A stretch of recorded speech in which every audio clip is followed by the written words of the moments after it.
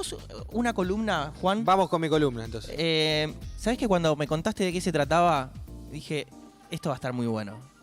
Va a estar muy bueno. Contame un poquito. La idea de la columna, a mí me gusta mucho la historia. No sé ustedes cómo se llevan con la historia. Si les gusta, si no les gusta. Me la llevé. ¿Te la llevaste? O sea, no te llevas bien. A mí me encanta la historia. Soy esa persona que se puede pasar horas en Wikipedia viendo la revolución del año 1800. Yo estoy ahí. Bien, bien. Me encanta. Pero lo que más me gusta de la historia no es los personajes San Martín, Napoleón, no sé, Hitler, la gente que uno conoce ya, Claro, sino los los personajes, conocidos. los tapados, los secundarios. Me ¿Viste gusta. los famosos efectos mariposas? Sí. Con el Mundial hubo mucho esto del efecto mariposa, de justo un chabón desconocido lesionó a alguien y por eso el dibujo. Bueno, me gustan esos efectos mariposas que hay en la historia y estos personajes tapados.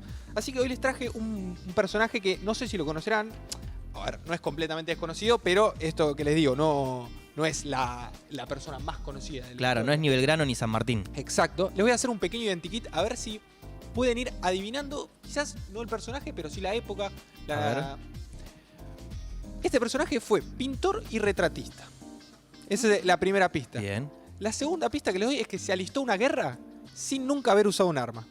O sea, hablamos de un personaje por lo pronto valiente, ¿no? O que, no sé, no le tenía miedo a la guerra o que estaba loco. Tercero, el presidente de tu país te felicitó por tu arte. O sea, alguien conectado ahí con... O sea, Lali no. Lali no. Milei tampoco. Milei tampoco. No, Lali no porque no lo felicitó y bueno, no sé si fue a la guerra Lali, tengo entendido que no. Es una guerrera. Es una guerrera, es verdad, es verdad. Puede. Me gusta cómo estás pensando. Después, la cuarta pista es que quedó herido gravemente y esto comprometió a su arte en una batalla, porque la guerra es tremendo.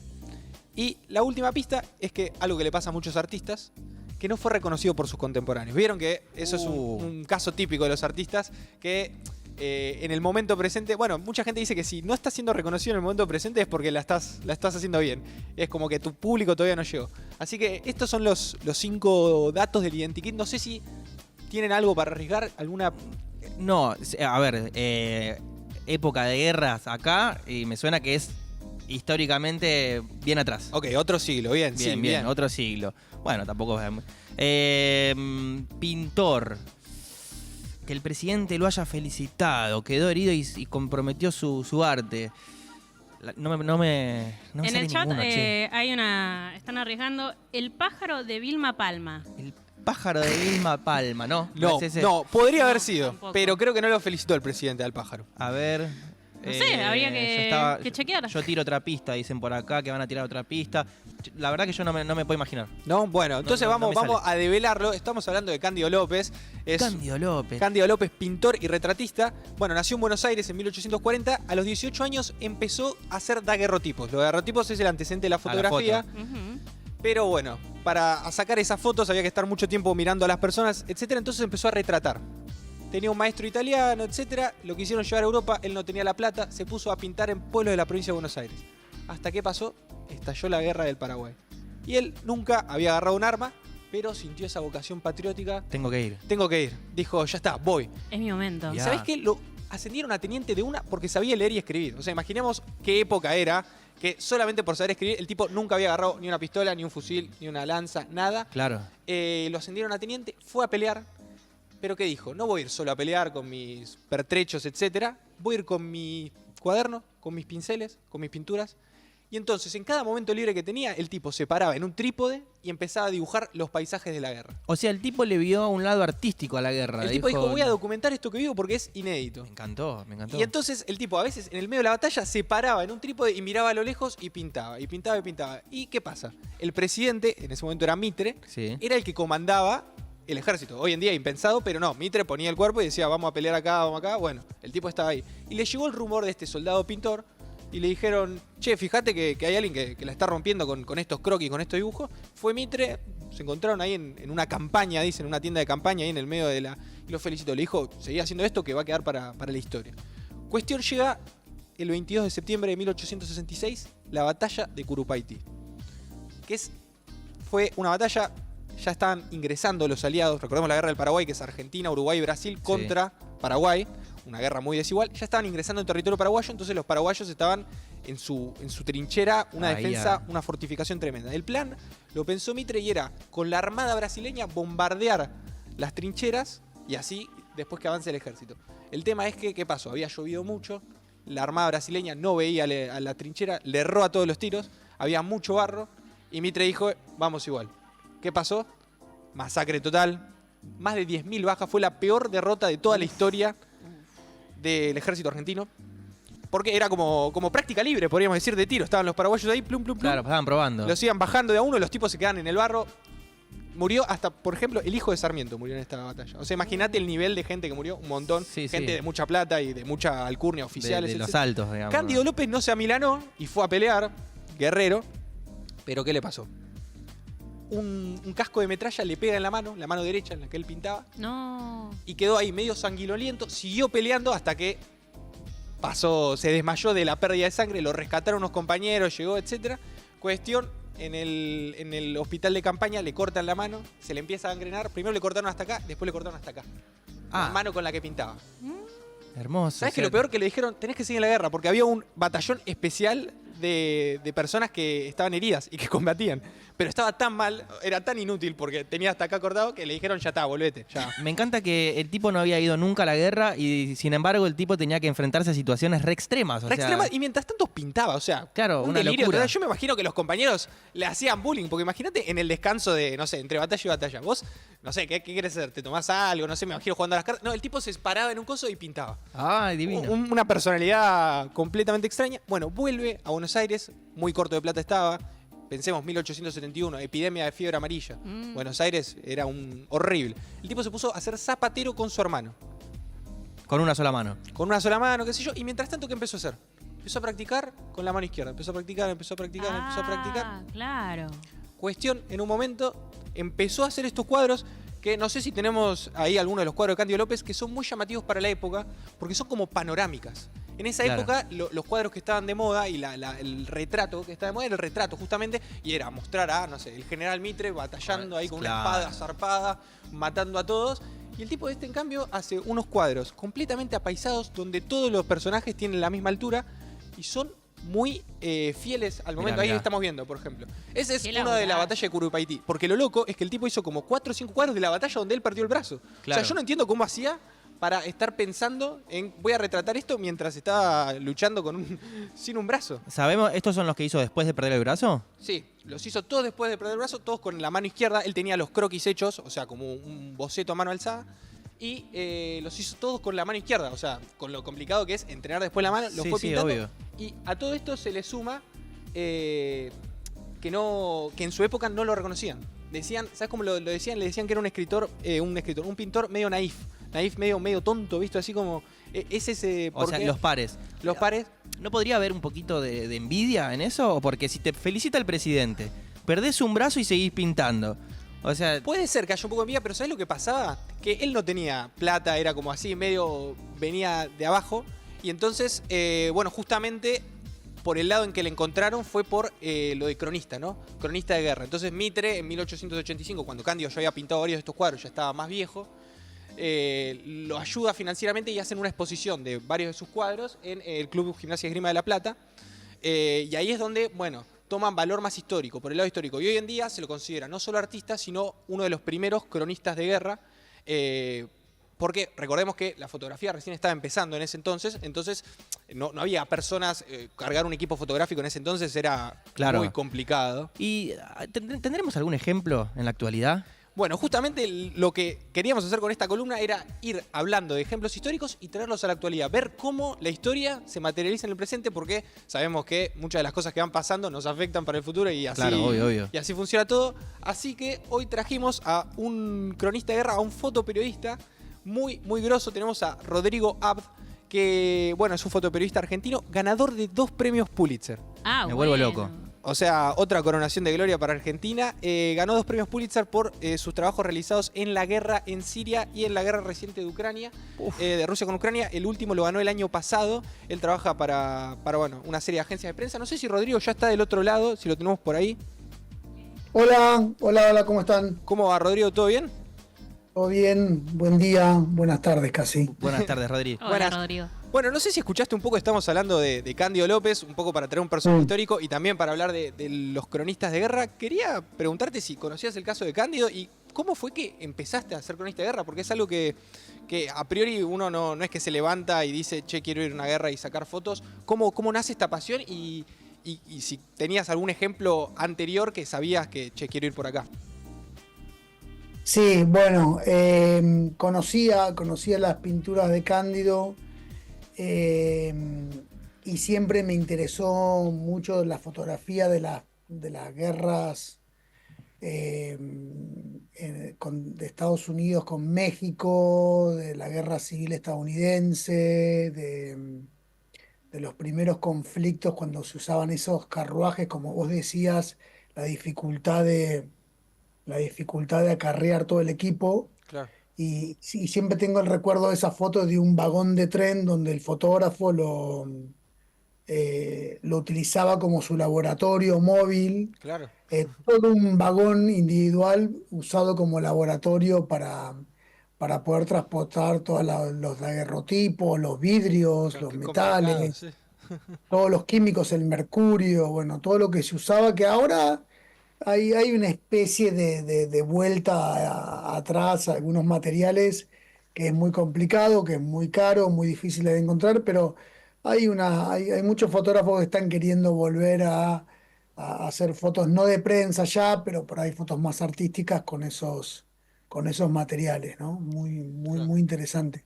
Y a mí siempre me interesó, digo, cómo. Después hay otra serie de fotógrafos mucho más nuevos que retratan, eh, la Revolución Mexicana, Claro, que es muy interesante, que ya con películas Kodak, con cámaras mucho más movibles, ya una especie del el fotoperiodismo más moderno, ¿no? claro, claro. La guerra civil mexicana marca mucho como es el fotoperiodismo moderno más en nuestro continente. Creo que es algo que me interesó mucho también. Claro, ¿y cómo fue que entonces llegaste y dijiste, no sé cómo se empieza una carrera dentro de esto? Me imagino que tenías una cámara desde chiquito, etcétera, que sacaba fotos, pero ¿cómo? No sé si te acordás la primera vez que dijiste voy a ir a, no sé, una zona conflictiva, una zona donde voy a poner mi vida en riesgo. ¿Te acordás de ese momento? ¿Cómo fue ese proceso? Bueno, sabes que yo no, como nos pasa, como les pasa a ustedes, como nos pasa a todos los reporteros, como más siendo latinoamericanos, no planificamos mucho, como dicen los gringos, dicen la carrera, ¿no? O Claro, sea, como que uno va haciéndose como puede, de a poco, encontrando lo que quiere hacer y lo que se le va montando enfrente como esas oportunidades donde uno puede como entender qué es lo que quiere hacer, ver si lo hace bien, si está cómodo. Y yo te diría que a mí, digamos, la ruta fue Argentina, fue acá, el 2001, Claro. la crisis económica, social, política claro, del 2001, creo que marcó mucho al país y a mí me marcó porque yo de alguna manera me estaba iniciando en esto de ser fotógrafo. Y bueno, de alguna manera empezó mi portfolio de veras en ese momento.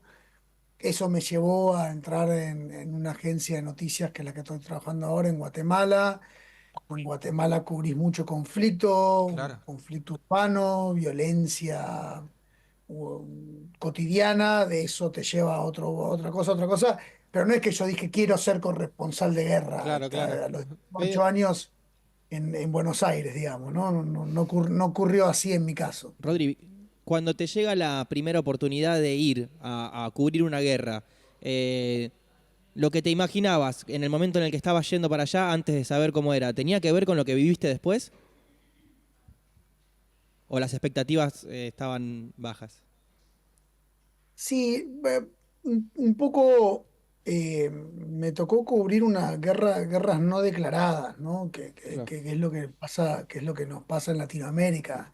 En Guatemala, cuando yo llegué a vivir en marzo del 2003, después de mi paso por diarios acá en Argentina, en La Razón y en La Nación, llegué a un país donde no había un conflicto declarado, como decís vos, Ucrania, Rusia, no sé, o Siria en su momento, o Afganistán, pero era una guerra urbana diaria. O sea, en Guatemala, cualquier día normal, cotidiano, había 20 homicidios en una Terrible. ciudad de 1 millón de habitantes. O sea, Claro, entonces, bueno, o sea, esa fue mi guerra, esa fue la guerra cotidiana donde yo vivía además. Yo era un residente y respondiendo un poco a tu pregunta, bueno, al principio fue como un shock de, pucha, acá está ocurriendo algo realmente grave y esto realmente yo lo quiero tomar como con la gravedad que los guatemaltecos lo han normalizado, pero que yo creo que es una guerra no declarada. Y ahí, digamos, después de ese primer shock de las primeras semanas, no es que uno va acostumbrándose, ¿no? Pero bueno, uno se va haciendo la piel un poco más gruesa para asistir a retratar, documentar escenas de crimen, claro, eh, todo tipo de violencia, las que te puedas imaginar, Claro. macheteados, decapitados, quemados, vapuleados, linchados. Todo eso ocurría en el lugar donde yo vivía y esa tal vez fue como mi primer guerra no declarada. Después, cada conflicto es diferente. Cubrir Afganistán con las tropas estadounidenses tiene otra dinámica, donde ya sos parte de un engranaje de un ejército regular, poderosísimo, ¿entendés? Esa lógica. Y después hay otro tipo de conflictos, como la guerra en Siria, que es una guerra de guerrillas contra un ejército regular, claro, o la guerra de Ucrania, donde ya son dos ejércitos, claro. el ucraniano y el ruso, como dos ejércitos regulares. Ahora, me imagino Hay, que estar sí. ahí debe ser, estás en constante tensión, estás atento a todo. ¿Eso miedo tenés? ¿Sentís miedo o ya hay un momento en donde ya sabés cómo reaccionás y te acostumbrás, digamos? Mm, no, miedo siempre, porque aparte son distintos tipos de miedo. No es lo mismo estar caminando en Afganistán, en un campo, en un desierto lleno de minas, que podés pisar la mina en cualquier momento, o estar en un lugar como en Kiev, que dormíamos escuchando los bombazos a lo lejos y que no sabías cuándo el bombazo podía cruzar para donde estabas vos. Miedo siempre existe y creo que es natural y es bueno que uno esté con él, porque te mantiene alerta, te mantiene consciente de los riesgos, siempre pensando en qué es lo que uno puede hacer dentro de sus Claro, posibilidades Claro. para que el riesgo sea un poquito menor, ¿no? O sea, eh, creo que estar lo más preparado posible, lo más conectado posible, siempre ayudándote con tus compañeros, con otros colegas. Se crea también cierta como hermandad entre los colegas, donde si uno tiene un problema, siempre hay alguien que lo está ayudando en esos momentos de mucha tensión, de mucho conflicto. Em, Sí, y uno va aprendiendo mucho sobre la marcha. claro. No hay un manual. No hay un manual que te dice, bueno, si existe A, va con B. Eso pasa mucho en los cursos estos que a veces existen y nos hacen hacer. Y el conflicto siempre es distinto, la herida siempre es Claro, diferente. nunca es como en el Eh, manual. Eh, y Rodrigo, ¿te gusta esto? O sea, ¿sentís una adrenalina? ¿Ya te acostumbraste al miedo, entonces te gusta? Porque tu trabajo un poco es estar ahí en esa situación terrible, digamos, y con toda la tensión y la muerte rondando, pero capturar algo artístico o algo documental, periodístico, es como que tenés que abstraerte un poco de esa situación, ¿no?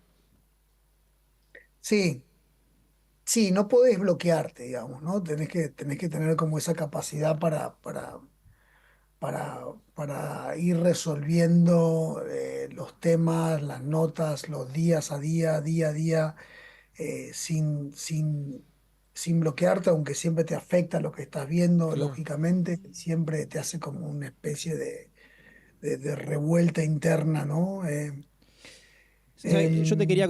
Em, Acá estamos viendo al mismo tiempo algunas fotos, algunos trabajos tuyos, que la verdad que es. Ya solo verlo es desgarrador, es las cosas que has vivido. O sea, nosotros viéndolo en la foto no me imagino estando ahí, viviendo la situación, escuchando los ruidos, todo lo que tiene esas fotos. Sí, en Ucrania. Y Yo quería saber un poco, más allá de todo esto que vos decís, del miedo y demás, una vez escuché una pregunta que le habían hecho a un sobreviviente de los Andes, si había tiempo para el disfrute o para cosas superficiales. La pregunta era específicamente con algo más corporal, ¿viste? Una cosa hasta natural. Yo quería saber si en vos hay algún momento en el que vivas cosas superficiales, que puedas desconectarte de eso que está pasando. ¿Te pasa en algún momento de olvidarte que estás ahí? Sí, totalmente, porque la cobertura, a veces la cobertura de los conflictos siempre, y creo que en eso contribuye el cine y Netflix ahora y todo esto, lo hace como, es una espectacularización del conflicto y todo son balas y todo son tiros y todo. Y la verdad que en mi experiencia, este, no es así, o sea, el conflicto está lleno de, aparte uno no solo cubre una noticia, sino también acompaña a las víctimas, acompaña a los protagonistas. Los protagonistas en el medio de la tragedia juegan al fútbol, se ríen, comen juntos, comparten, uno es parte de eso. Eh, Uno no solo está cubriendo como una máquina, uno es parte de ese ambiente, uno ayuda y en el medio de un conflicto, bueno, si hay que pasarse una tarde porque uno tampoco puede moverse jugando con los niños que están en un refugio, lo hace, porque uno es un fotógrafo, es una persona, es un acompañante, es un todo, no existen en todos los conflictos que yo he estado, existe un momento de charla, de la gente te pregunta, quiere saber quién sos también, qué haces ahí, le decís que sos argentino y ya empiezan las preguntas del fútbol, de la cosa, de Maradona, lo de Messi, eso te Messi, dicen. Maradona, automáticamente empieza la charla futbolera y no sé cuánto. Rodrigo, Eh, yo quiero cholulear un poco porque, bueno, detrás de, como vos decís, detrás de un fotoperiodista hay un ser humano y hay momentos de alegría. Me gustaría preguntarte cómo fue ganar un Pulitzer, cómo fue el momento de sacar esa foto. ¿Vos dijiste, esta foto me va a dar un premio o llegó de sorpresa? Eh, no, nunca, nunca, nunca, porque nosotros no hacemos esto por pensando en ningún premio y aparte los premios, bajo mi experiencia, a veces son tan arbitrarios, tan que se decide por por una cosa, por un pequeño detalle, por una... Entonces, eh, unos le alegra ser reconocido, me parece que no solo me hace bien a mí por todo el esfuerzo que eso implica, que significa estar lejos de tu familia, significa estar en lugares de riesgo, somos unos apasionados por esto, entonces ser reconocido es buenísimo. Es lindo, es muy bueno, pero nosotros nunca estamos pensando, al menos yo lo digo, en que eso pueda derivar en un premio o no. Eh, Porque también creo que la industria o la industria de los fotógrafos o en los medios, creo que le ponen demasiado énfasis a eso y no está bien, porque entonces, claro, el día que no lo ganaste, tu trabajo no es tan valioso, ¿no? ¿Viste? Claro. En Rodrigo, este, ahí estamos viendo la foto, creo que es en Ucrania, creo que es en Bucha, corregime si estoy mal, de una Sí. madre llorando, creo que es con una de las fotos con la que ganaste el premio. Contanos un poco de ese momento, cómo fue que conseguiste esa foto, porque también hay algo que es como el dilema del documentalista, ¿no? ¿Qué tanto ayudar o, no sé, colaborar en la situación, sacar la foto, como que es difícil, ¿no? Intervenir o no, no sé cómo se vive ese momento, ¿no? Mira, esa foto está muy buena la pregunta porque esa foto realmente tiene una historia atrás. Esa foto es la consecuencia de esto que estaba hablando antes, tal vez. Nadilla, esta señora de 70 años que está en esa foto despidiendo a su hijo asesinado en Bucha, este, cuando yo la conocí, estaba con un traductor eh, y un chofer. Nosotros íbamos todos los días a un cementerio. En ese cementerio la habíamos visto a esa señora una semana antes. cuando empieza todo el tema de la reconstrucción y la cantidad de cuerpos que aparecieron en Bucha en ese momento. Bueno, Nadilla no quería saber nada con las fotos, se escondía, pero sí tenía mucha necesidad de hablar porque estaba sola en un cementerio. Caminaba no sé cuántos kilómetros por día para reconocer el cuerpo de su hijo que estaba en ese cementerio lleno de bolsas de otro montón de muertos en Bucha. A partir de la sensibilidad del traductor, que se pone a hablar con ella, que ella le cuenta la historia, que ella empieza a abrirse, de a poco ella acepta que yo empiece a hacerle fotos, acepta que estemos acompañándola, nos termina invitando a su casa, hacemos una entrevista muy larga con su otro hijo. A partir de esa relación de esa semana, ella nos dice, mañana está el entierro de mi hijo, por favor, si quieren venir, vengan, están invitados. Éramos los únicos, yo era el único fotógrafo que estaba ahí con un compañero mío de AP, Emilio Morenati, que estábamos ahí porque era algo más privado, pero eso fue la consecuencia de todo lo otro, de Ah, interesarnos por su historia, qué de hacer increíble. una nota en profundidad. Y eso creo que es lo valioso del trabajo. Después, si esa foto es premiada, si esa foto tiene más impacto, mejor, pero lo valioso fue pensar que había que acompañar a esta señora, que había que hacer la historia, que había que contar lo que le había pasado a ella, porque lo que le había pasado a ella era la misma historia de lo que le había pasado a miles y miles y Claro. miles de civiles ucranianos que habían quedado en medio de un fuego cruzado. Rodri, por fuera de esto que vos haces, hay gente acá en la caja de comentarios que me está poniendo que preguntemos por favor por los muñecos que tenés atrás en el estante. Y esto quiero enfocarlo, ¿sabés a qué? ¿Con qué cosas te distraes vos? Porque vivís situaciones que no todos Claro, mucho vivimos estrés, día a mucha día, tensión. que me imagino que te deben angustiar, que te deben poner en lugares que te deben llevar a cosas muy feas. ¿Con qué te desconectas por fuera de eso? Viendo los muñecos, atrás pienso cuáles son tus intereses que te saquen de esa situación, ¿no? ¿Son tuyos esos muñecos? Mira, no, esta es la pieza de mi hija, como yo no tengo Ah, oficina, eh, Un artista ahí también hay, ¿eh? sí, sí, sí. esta es la pieza de Victoria, mi hija, Que también y cuenta bueno. historias, se ve con los dibujos. Y entonces, bueno, nada, me vengo acá porque es un lugar que puede estar en silencio para hablar con ustedes. ¿Cómo recibe la Eh, familia el tema de tu profesión? Porque me imagino que cada vez que te vas a ir a cubrir algo de este tipo, la familia lo debe recibir de una manera, no sé si tan favorable Claro, o como complicado, algo ¿no? Decirle me angustiante. voy a la guerra, no sé, es raro. sí, bueno, yo igual hace un rato, que hace como 10 minutos, quiero aclararles una cosa. Yo no soy corresponsal de guerra ni soy reportero de guerra, yo hago de todo. Voy a la marcha de los jubilados, que es otro tipo de guerra interna. Sí, Claro, claro. 100% de Los acuerdo. Esa es más miércoles local. digo, digo, hago notas de vida cotidiana, me gusta hacer fotografía callejera donde estoy, si estoy en Buenos Aires o en Lima o en Guayaquil. O sea, yo creo que el fotoperiodismo, en mi caso, yo conozco colegas que solo se dedican a eso y que solo entienden la fotografía como la fotografía de conflicto y de guerra. Yo no, yo sí la veo como una herramienta para contar lo que nos pasa, que mucho de lo que me ha pasado a mí por mi experiencia personal tiene que ver con el conflicto político, social, pero cotidiano también. No, no necesito ir a una guerra abierta para contar el drama de lo que nos pasa muchas veces.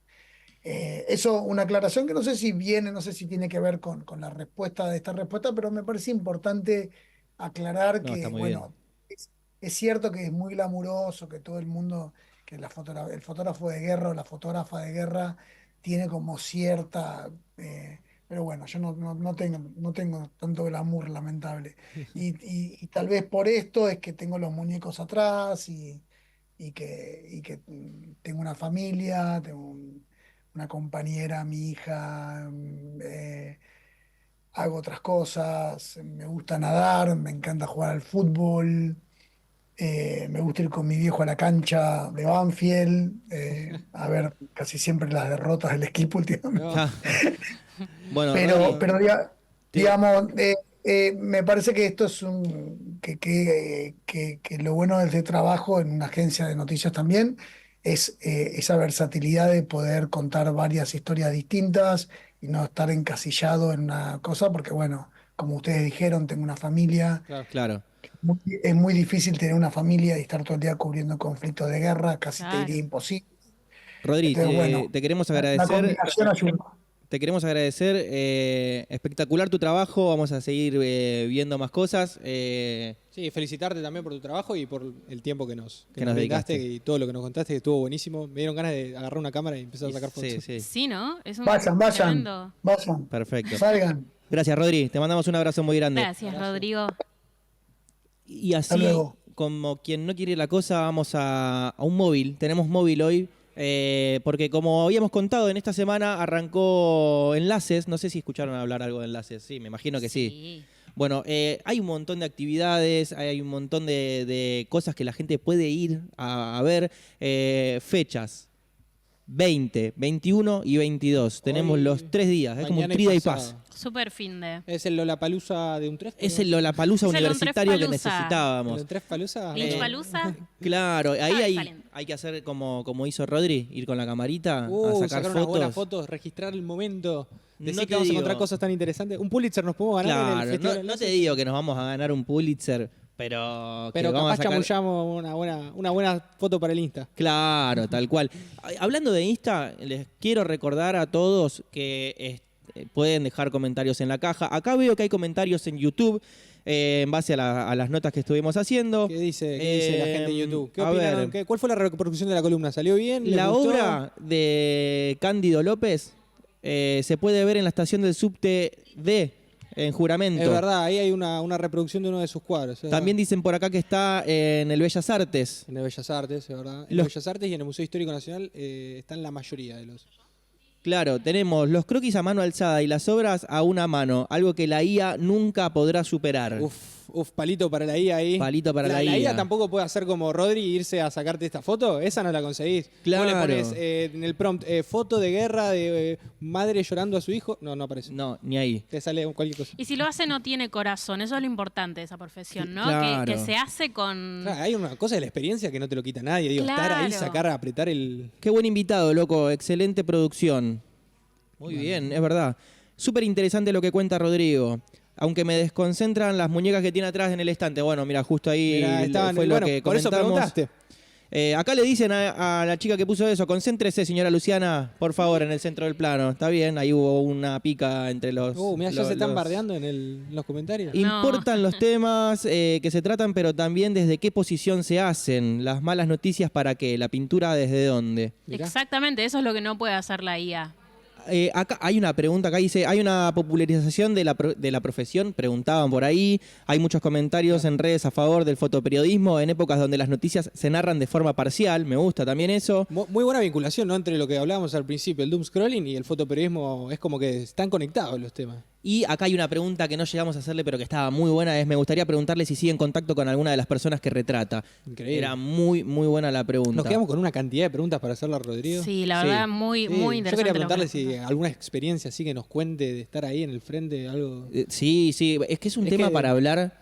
4 horas. Sí, Sí, para una sí, entrevista sí. de esas largas, ¿viste? Sí, que- y por fuera de cámara. Te quedás ahí y vos, hablame, contame todas las historias, mostrame todas tus Claro, fotos. es una para sentarse en un sillón con un vaso de algo en la Sí, mano sí, y ponerte a preguntar, a preguntar, Una a de estas preguntar. noches que hace calorcito y te juntas con amigos y te claro. pones a hablar de la vida. Imagínate todas las Que te- historias que tiene para contar. carrete. Claro, a mí sabes qué Imagino me ahí pasa, pasando. Sí. que yo me tomo 4 o 5 vasos de algo y ya quiero ir a sacar fotos yo. Sí. Digo, no, yo eso lo puedo hacer, loco. Yo eso me la banco, voy y lo hago. No Y tengo Bueno, dale, problema. vamos. Pisás la mina al toque, ¿viste? Claro, soy el primero que no está más. Se manda. Bueno, Así está que- bien. Bueno, igual nos alentó a seguir sacando fotos, que me imagino que debe ser muy gratificante también inspirar a otros con tu trabajo. Claro, y aparte que algo de lo que está bueno que decía Rodri recién, que no necesariamente hay que irse muy lejos o a Eso es guerras verdad. que nosotros veamos por la tele. Tenemos No hace falta, no hace falta. Hay tenemos cosas la posibilidad de hacerlo acá, lamentablemente. No, y ¿no? también encontrar lo cotidiano, no hace falta que sea un conflicto, digo, alguien peleándose con alguien. Hay Claro. cosas, qué sé yo, vas paseando por el parque y ves un pajarito, capaz es un fotón y hay que